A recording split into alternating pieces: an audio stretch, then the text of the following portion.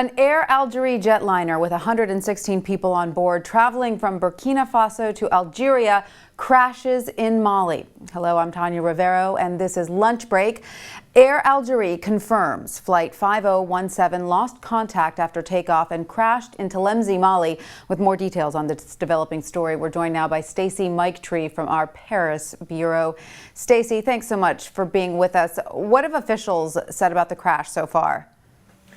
Well, they're saying that, at this point, seeing as how it's been hours since the flight should have arrived at its destination in Algiers, it's looking like it probably crashed somewhere along the southern rim of the Sahara Desert. They haven't quite managed to locate the wreckage itself, so they're still exercising caution in determining exactly what happened here. And was this plane flying over a conflict zone? Could that potentially be a reason? Yeah, for the past year or so, France has been engaged in a conflict with Islamist jihadist insurgents in the northern section of Mali. And these are groups basically, that came very close to taking over the country about a year and a half ago. And France managed to send some troops in, and they scattered these insurgents. They're now starting to make a comeback. They are heavily armed, obviously. Although French officials do warn that, they're saying for now that it doesn't look like these groups have the kind of firepower to bring down, a commercial jetliner at cruising altitude. No surface-to-air missiles that they know of?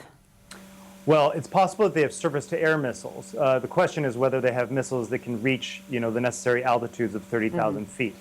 And for the time being, that doesn't seem to be the case. All right, so what steps are Mali officials taking at this point? I'm sorry, can you repeat the question? Yeah, what steps are Mali officials taking at this point? Well, inside of Mali, what they've done, obviously the Malian government is stretched pretty thin. So the French Air Force is activated. There were already thousands of French troops on the ground for the military mission. So what they've done is they've scrambled jets to conduct a search mission for the wreckage site. And do we know anything about the passengers and the crew on board? Yes, it looks like nearly half of the passengers were French nationals. They were probably on their way back home to France, getting connecting flights in Algiers. So this is as much a national tragedy for France as it is for Burkina Faso. And was the crew Spanish? That's my understanding. Yeah, because it was a plane, an MD-83 that was owned by a Spanish company, but it was being operated by Air Algérie. Okay, thank you so much, Stacy. We'll be following the story as it develops.